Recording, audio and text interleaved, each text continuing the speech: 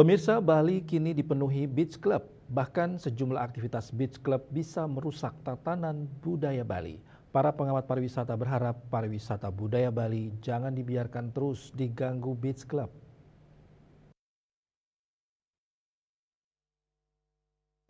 Pantai adalah milik publik dan bagi umat Hindu pantai termasuk kawasan suci. Ketua PHRI Bali Profesor Cokorda Oke Arte Ardana Sukawati mengatakan, konsep pariwisata budaya dipegang Bali sejak ditetapkan tahun 1970-an dan sampai sekarang belum tergeser dari konsep tersebut. Hanya saja setiap periode perlu adanya redefinisi dengan konteks kekinian. Agar alam tidak banyak diganggu, hendaknya tidak banyak fokus pada pengusahaan alamnya. Namun akhir-akhir ini sangat masif perusakan terhadap alam sehingga perlu menekankan definisi konsep budaya tersebut agar tidak merusak alam dan budaya Bali. Alam Bali tidak hanya alam nyata tapi juga alam niskala yang juga dipercaya ada oleh orang Bali. Maka dalam konteks itu pelaku pariwisata yang memanfaatkan alam Bali khususnya sempadan pantai hendaknya menghormati tempat tersebut sebagai tempat suci demi menjaga taksu Bali.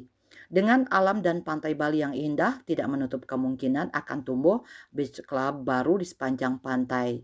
Sementara pantai adalah ruang publik sekaligus tempat suci bagi orang Bali. Dengan kondisi itu, menurut Coace, panggilan akrabnya Bali tidak hanya bisa dilihat dari fisiknya, alam dan pantai yang indah, namun perlu dipertimbangkan pantai yang layak dibangun beach club dan tidak. Kekuatan di skala alam Bali jangan sampai dikesampingkan.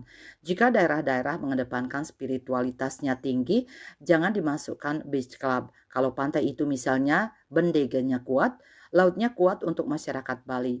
Jangan dimasukkan beach club.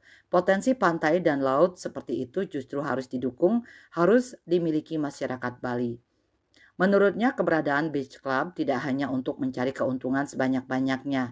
Mengingat Bali mengembangkan pariwisata budaya, perlu dipertimbangkan konsep tersebut agar tidak hanya mengutamakan kekinian.